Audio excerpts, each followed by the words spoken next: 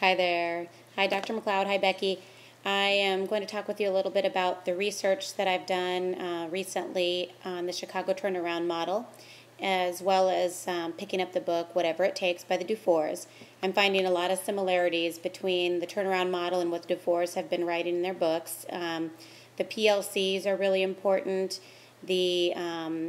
In the Chicago turnaround model, their teachers are doing 3 to 5 and some schools 6 weeks of professional development over the summertime, preparing teachers. They're sending teachers to the academy, the turnaround academies, to actually learn how to use data, how to differentiate instruction, how to deal with special urban needs that the students are experiencing in these classes. They're doing whatever it takes to make sure that students are successful.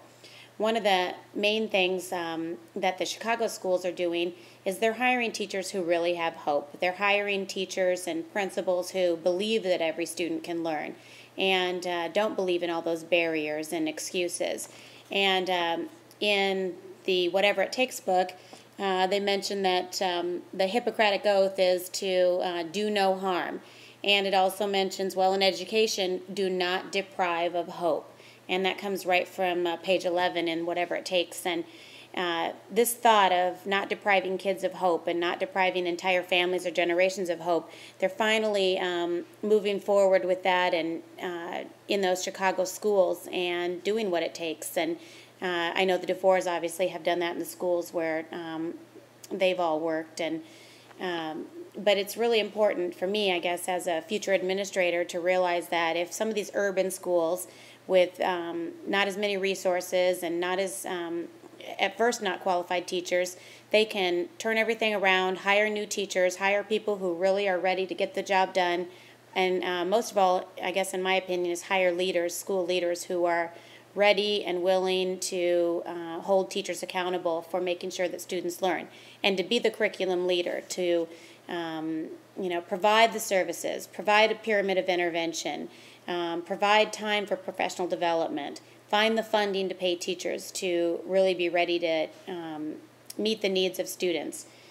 I guess that is the main thing I wanted to share with you today, with the exception of the things that I think that the questions that they ask in the DuFours book and Whatever It Takes is we should all ask, is our response to students based on intervention or remediation?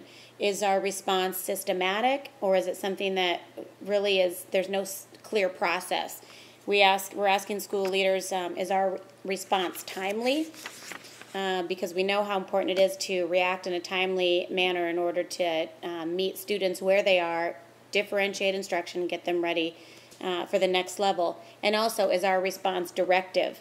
If we are asking our students, would you like to come in after school for help? We know that a high school student or a middle school student is very likely going to say no.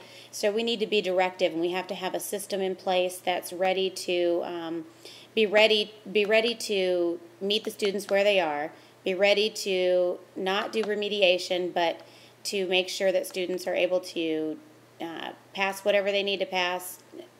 That doesn't make sense, but anyway, we need to make sure that we're meeting students and taking care of their needs, not just in a remediation, but that the whole system and the process should be in place, and it's not just a case-by-case basis. That way, we're ready to meet every single need.